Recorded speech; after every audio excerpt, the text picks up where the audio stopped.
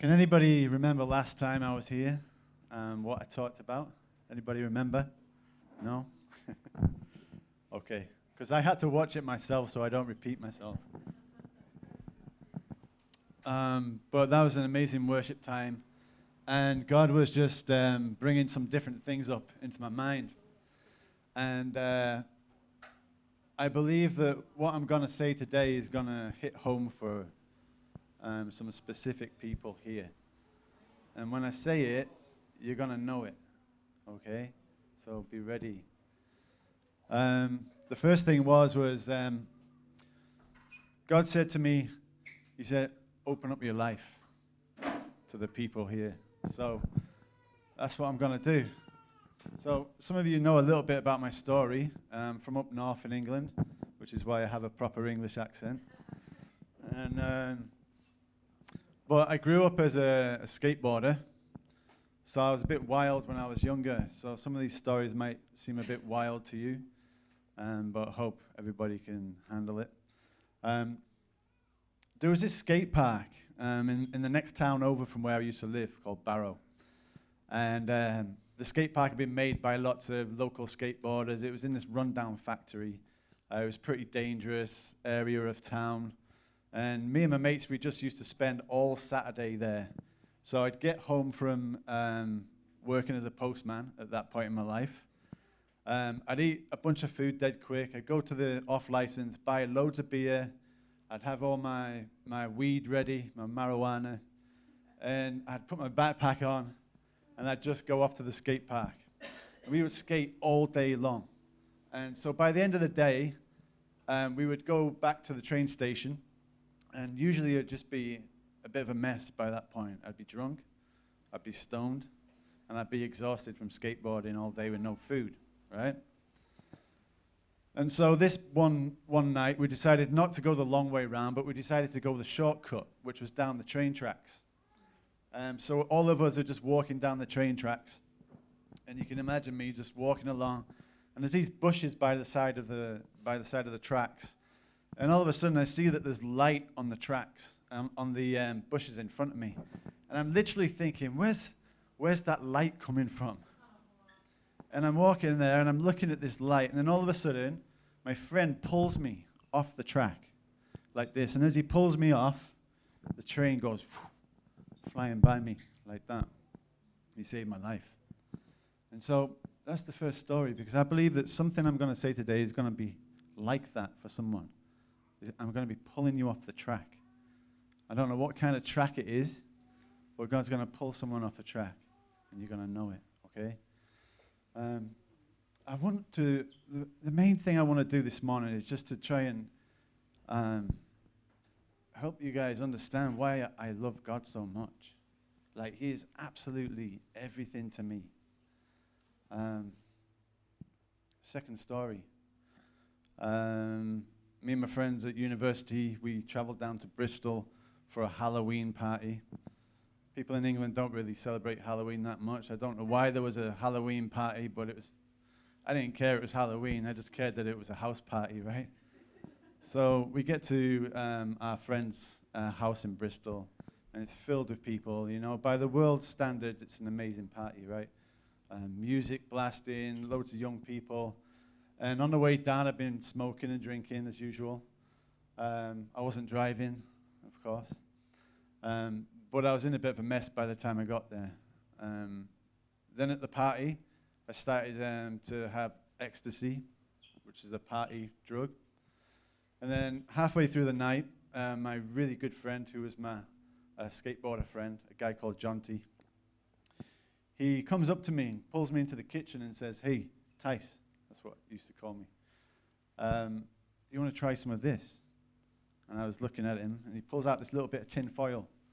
And there's this little square bit of paper inside there, and I'm thinking, what the heck is this? And so I'm like, "Mate, what is it?" He said, "Oh, it's acid." And he said that when he bought it, it came with a warning. The guy who sold it to him said, "You've got to be really careful with this one because it's super strong." And he said, "Do you want to get high?" And I was like, "What, more high than I am already?" And he said, "Yeah." So I said, well, maybe we should just have half each then. And so I took this half of this acid, and after about 15 minutes, the effects start to kick in. And it was so intense, and it lasted for the next 18 hours. And the whole night, there was zero rest for me. Just intense hallucinations and whatever you hear about. It was like that. And there was zero rest for me. And my friend was freaking out. And I remember sitting in the garden, and he had his head in my lap because he couldn't handle it. And I was this close to calling an ambulance for him. And I was just trying to keep my own stuff together. And here's my friend just like nearly dying in my lap, right? So that's story number 2. Why I love God so much. Because everybody knows the scripture. It says, while we're still messed up, while we're still lost, while we're still confused, while we're still in our hearts nowhere near him, he still came for us, and he still loved us. Story number 2, why I love him so much, right? Story number 3, another drug story. Because I don't want to hide from anybody here, you know. Sometimes when people get up and they preach a sermon or they prophesy or whatever, people, you know, there's people who call me a prophet, you know. But this is where I'm coming from, right? Living life with God is absolutely 100% accessible. It's not just for the elite, you know. It's not. This is where I come from. Some drugged up postman, right? Story number 3. Met my same friend's, John T., his house. His parents had this like mansion type place, right? Had like these grounds all around, little gardens that you could find, little alcoves you could hang out in, and there's DJ there, lots of amazing music, girls everywhere, drugs everywhere, alcohol everywhere. And the same night, I'm up high again on ecstasy. Literally as high as I could possibly be. And I'm just standing there. And I hear my mate talking behind my back, not in that way, but behind me. And he's talking to a girl, and the girl's concerned about me. And she says, is James all right? And my friend says, oh, yeah, Tice is all right. It's okay. He's a tough nut to crack. Don't worry about him. He'll be all right. But I think people were concerned about me that night. Everybody else was just like going crazy, right? Because they were high on drugs. I was high on drugs as well, but I had this overwhelming feeling of emptiness in my heart. I felt literally like someone had grabbed some kind of spoon or something and scooped something out of me. I felt like there was nothing left there. Reason number 3, why I love God so much, right? That story, that event, that night.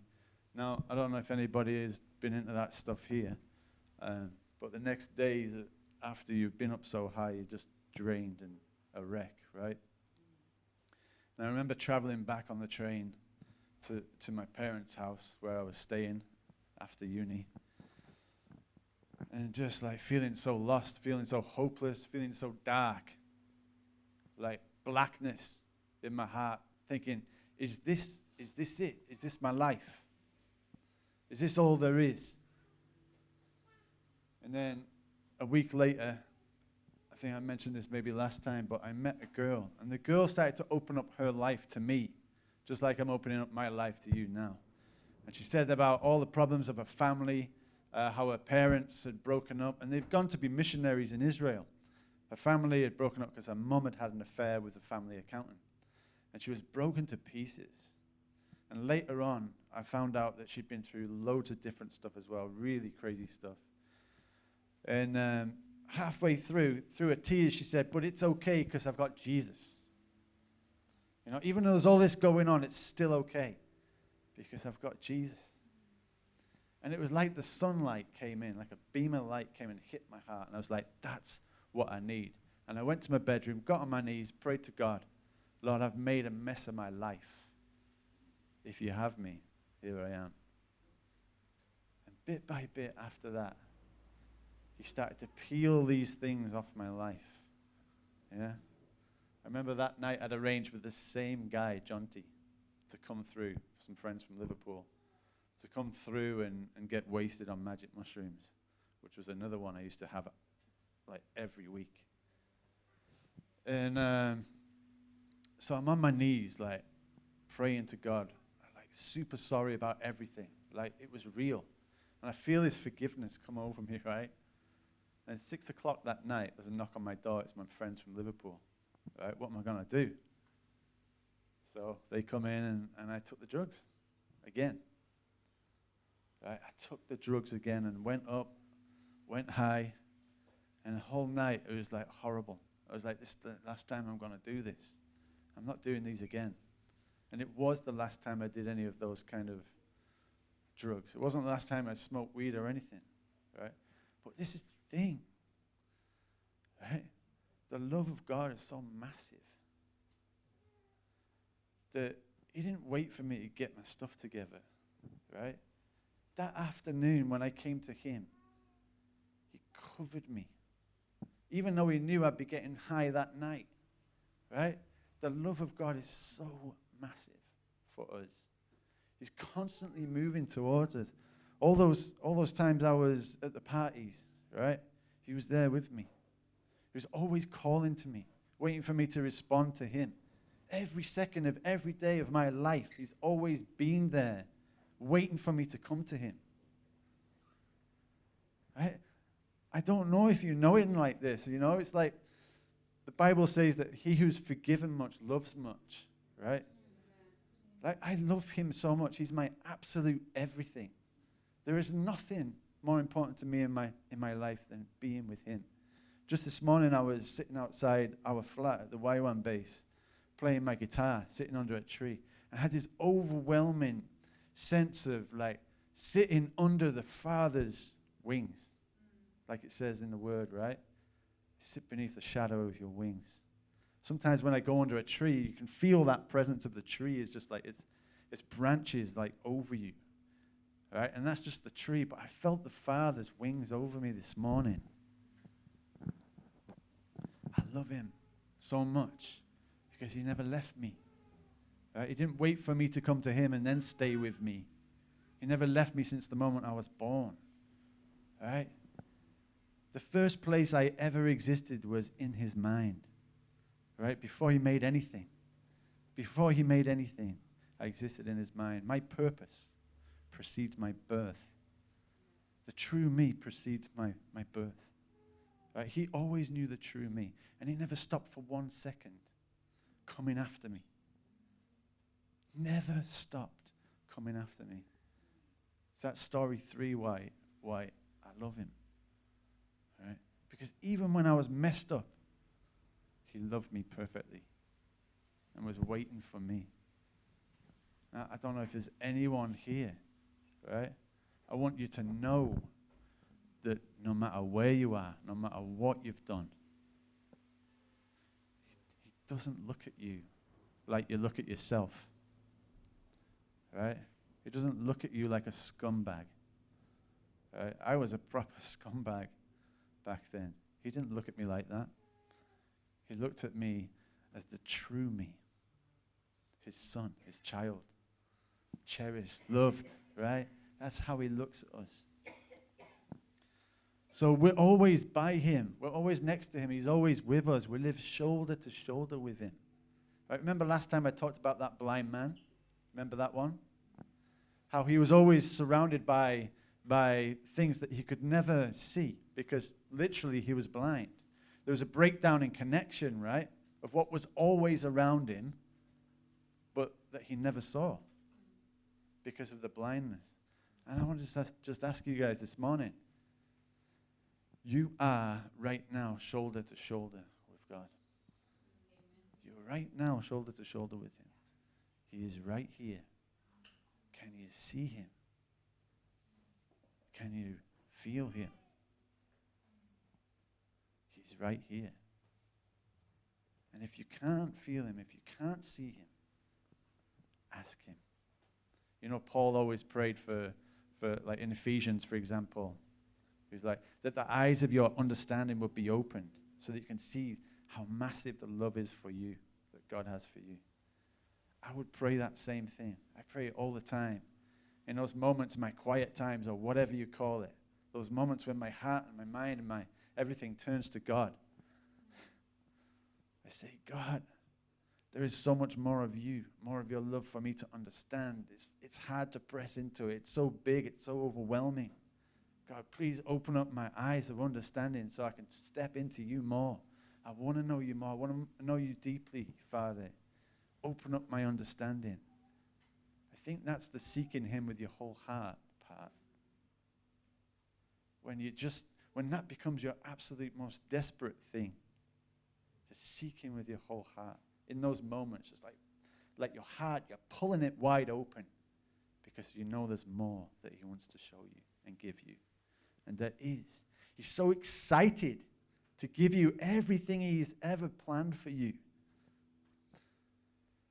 I love him because it's this call and response, call and response, call and response. That's why I'm standing up here today, right?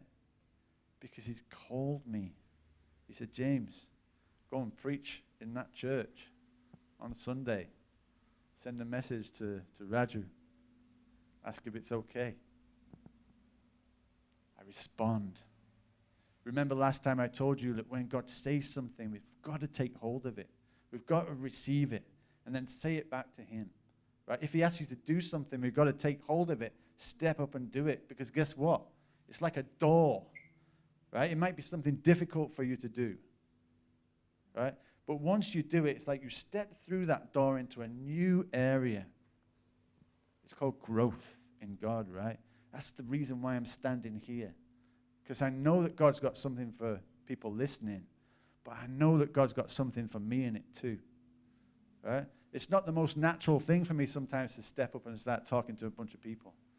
Right? It used to be very difficult for me. Right? But the call comes in. And I respond. Because I know that I'm stepping towards the true me. The purpose which preceded all of my hang-ups. The purpose that he has for me, right? The prodigal son. What an amazing story in the Bible, right? Does everybody know that one? There's this dude, right? There's this young lad. He's shoulder to shoulder with his father, growing up, working with his dad, next to him, making breakfast in the morning with him, going out into the fields, working the farm. In every way possible, he's shoulder to shoulder with his dad. He knows that he has an inheritance. And so one day he says to his dad, hey, Dad, give me all that money that's my inheritance, that money that belongs to me. On some level, he knows his dad's got something for him, right? And that it belongs to him and he can access it and have it. So the dad goes, okay, it belongs to you. You can have it now. Maybe his dad wasn't too happy about it, right? But he gave it anyway. Off goes the son. We all know the story, but I'm going to tell it again.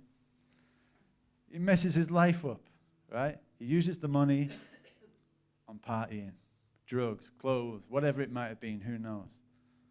But at some point, he's down in the gutter like I was in my life. Absolutely down in the gutter. About to eat pig food, right? And for a Jewish person, that's pretty low. Eating pig food. And then he suddenly remembers. What does he remember, guys? He remembers his dad.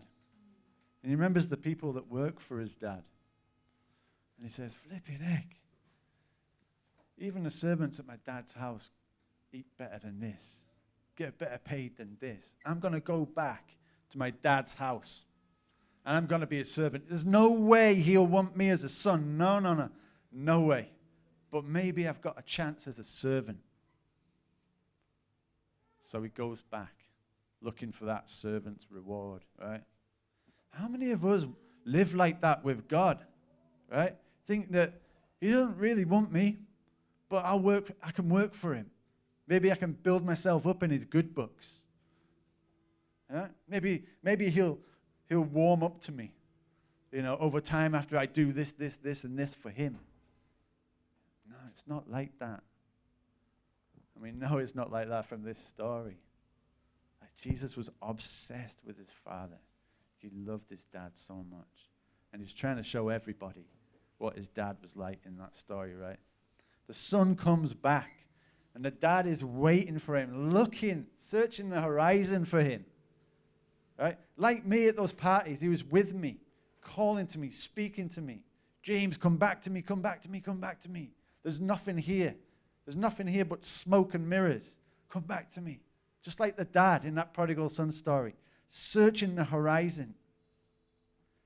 There is my son coming towards me. And he runs to him. And his son's about to give his whole spiel about how he doesn't deserve to be a son. His dad doesn't even listen. He just gives him a massive hug. The son's under the shadow of his wings again. That's what counts to the dad, that the son came to him. That's what counts still to our Father, that we come to him. He wants us to come to him. That's it. He wants us to be with him. That's it. And so he starts to put all this stuff on his son, gets the cloak, gets the ring, puts the ring on his finger. You belong to me. Right?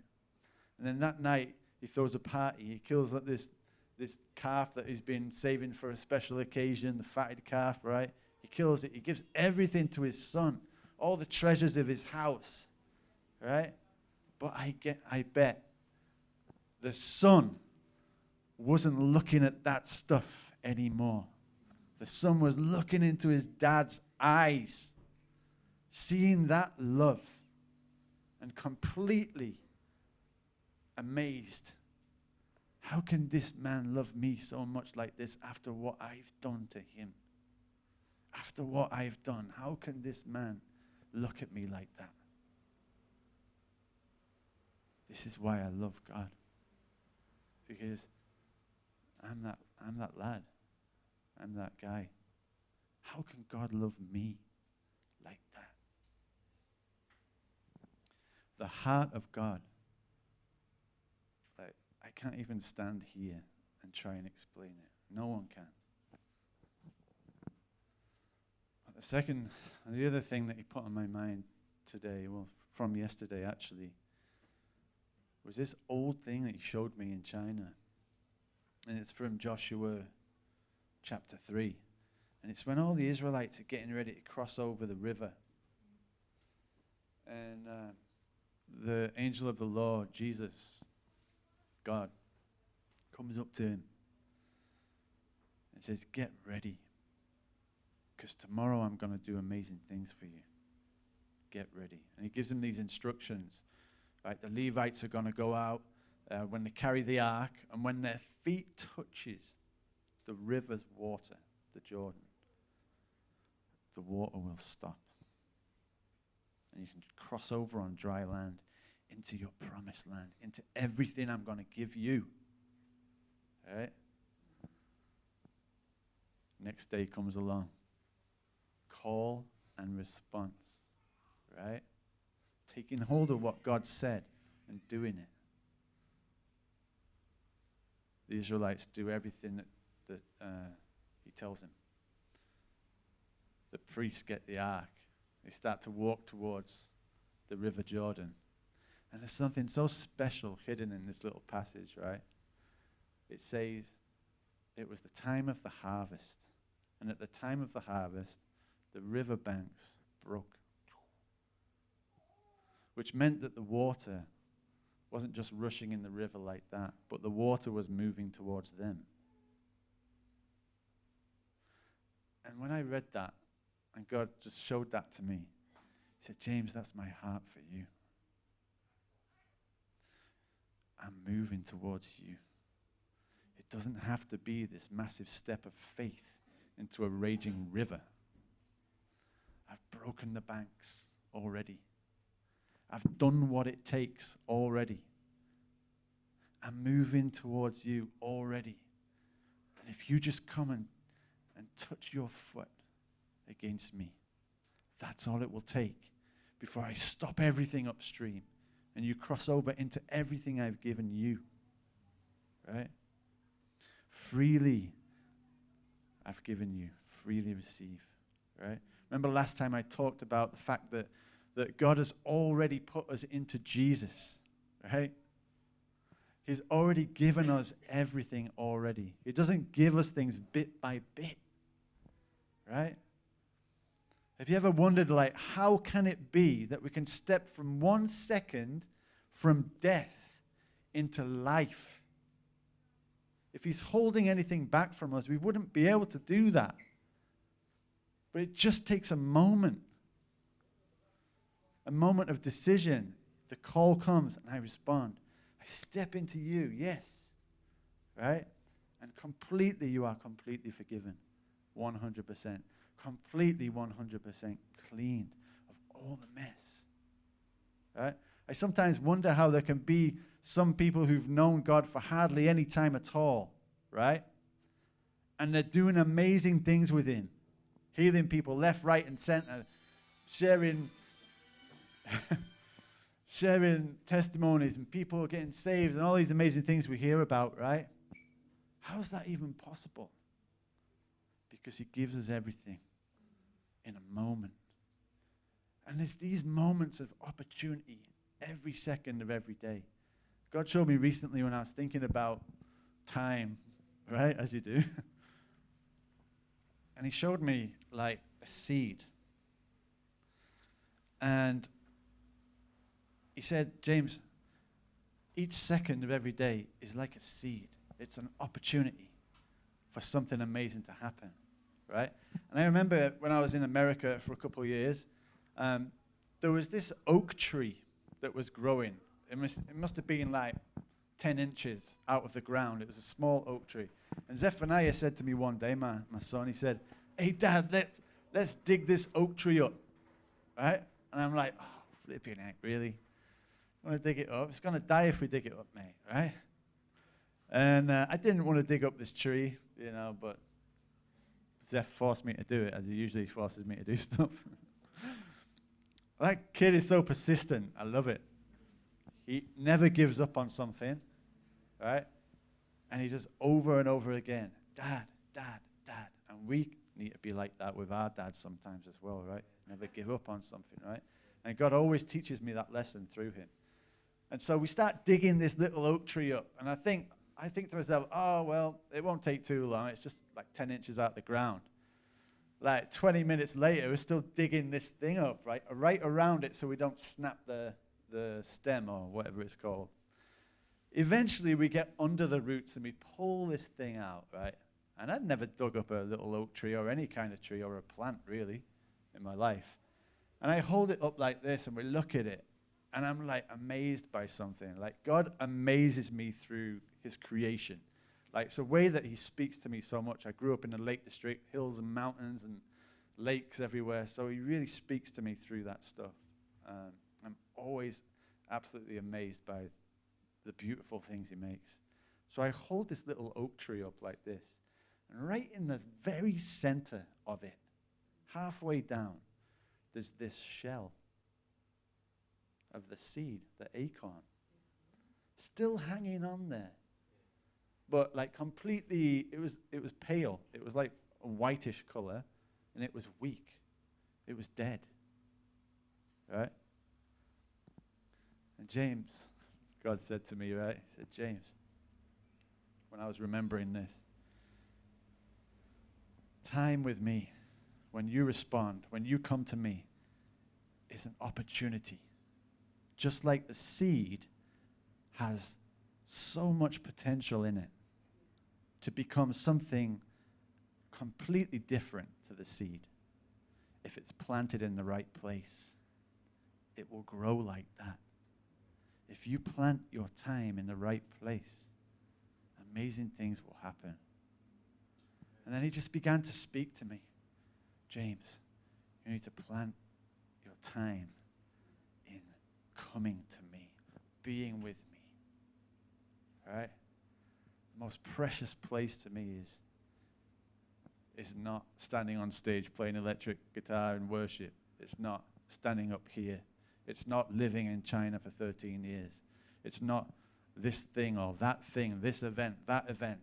It's not the second commandment or anything like that. It's the first commandment. Love the Lord your God with all your heart, your mind, your soul, your strength, your everything, your breath, your thinking. Yeah. Everything that you have. That's everything to me.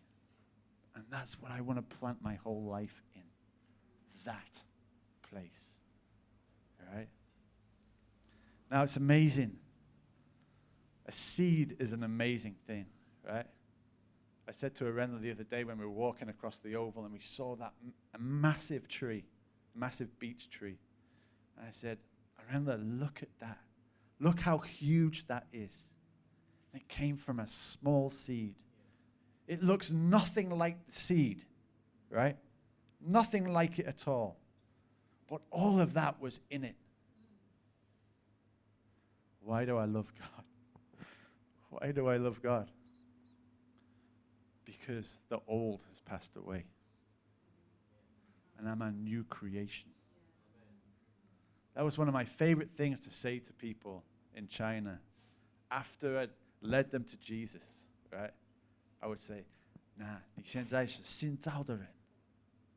新造的人 You are a new creation. 新造的。The old has passed away. Like the shell, it's passed away.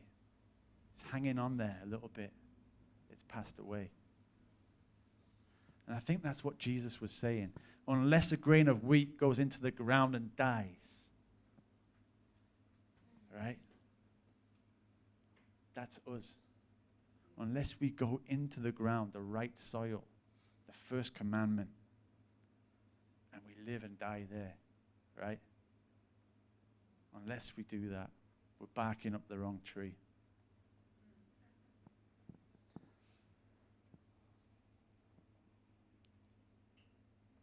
Reason number, whatever we're on now, I don't know.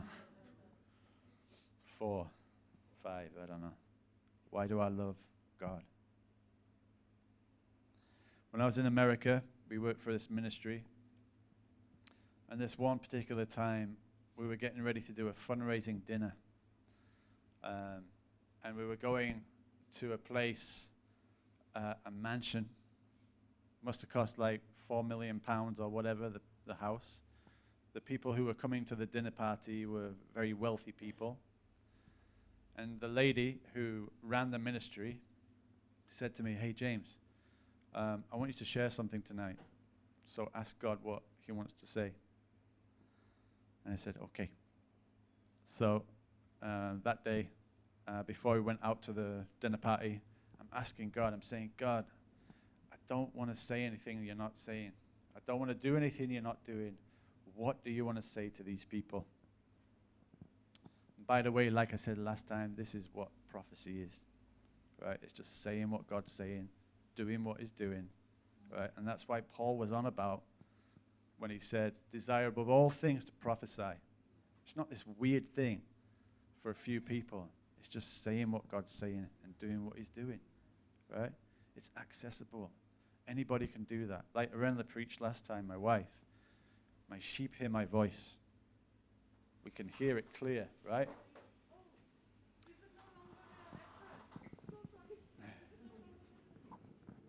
So,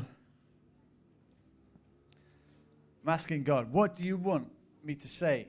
And he gives me a vision, right? My sheep hear my voice. He gives me a vision. There's a tree standing in the wild, right? It's surrounded by other trees. It's beautiful. It's swaying in the wind. There's a beautiful sound of the wind blowing in its leaves, right? It's a perfect picture. It's beautiful.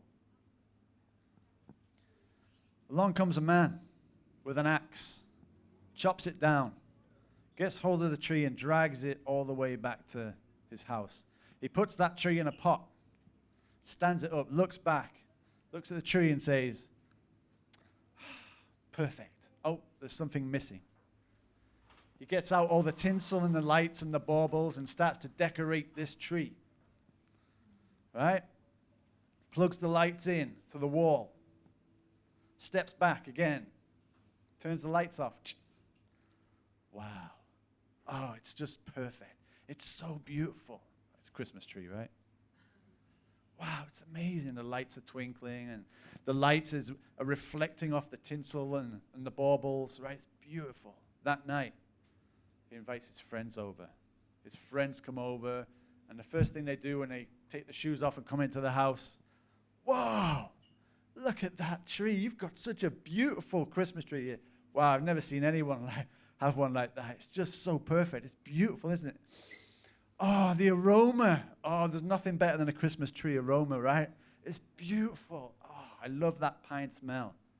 Everybody looks at the tree, walks around it, looks it up and down, and they go and sit down and they eat their dinner. The whole time, the Christmas tree is away from its roots, and it's dying. The friends go away, right? A week goes by. A few needles start to drop. The man looks, oh, no problem. Still looks good. Gets his Hoover out, starts to hoover up the needles on the floor. Another week goes by, more needles. The man's getting a bit bothered by this point. Oh, my goodness me. Okay. So he hoovers them up again, more and more and more, right? Another day, more and more needles. It starts to lose its fresh smell. It smells a bit musty. It smells a bit old now. And guess what? It's starting to go a bit brown as well. It's dying after all, right? Then one day, the man wakes up, sees it. Oh, my goodness, man, I'm going to have to do something about it now. Takes it outside, chops it up, burns it, right? That's what we are like. And this is the next reason why I love God so much, right? Sometimes we get so caught up in trying to live for God, right? We become that first and second commandment, right? First commandment, love God with all your heart, your mind, and strength and soul. Live from that place. Live from that foundation and build from that. Sometimes that gets flipped around with the second commandment. And people start living from love your neighbor as yourself. God's love in action, really, towards other people. People start to live from that.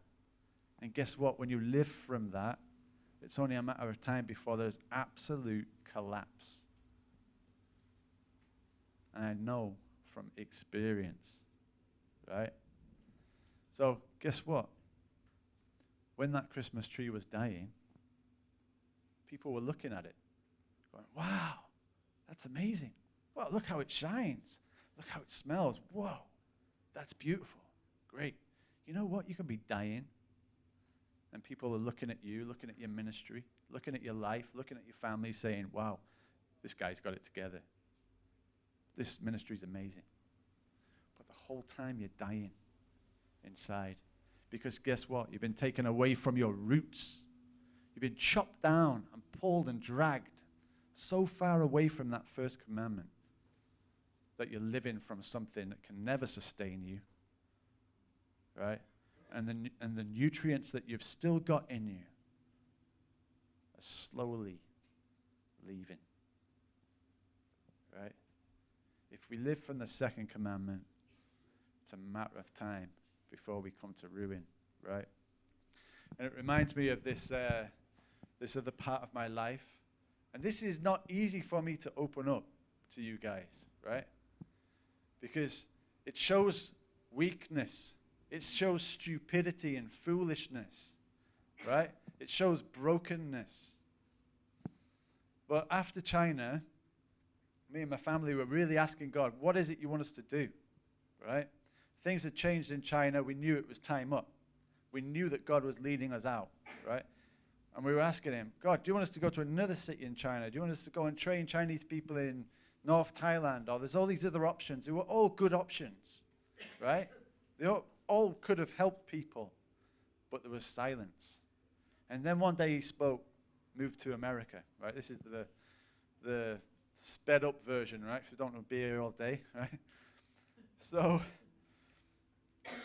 Anyway, we go to India and we think we're going to get the American visa like really quickly, but it wasn't really quickly, right? It took over a year to get the visa. And so we were for a year in India. The first 6 months were going okay, right? It was great to be around the family, especially for Renla, seeing a mom and everything, right? But there was setback after setback after setback regarding getting our family to America. And I started to worry more and more. Why isn't this happening? God, you said that we're meant to go and do this. This is your plan, your purpose for our family. Why is it taking so long? Why is there so much stuff in the way of it? Right? And I was getting more and more frustrated, right? And there came a point when I became so obsessed with the location and I wasn't getting there that I started to become so full of fear for my family. What are we meant to do? Right?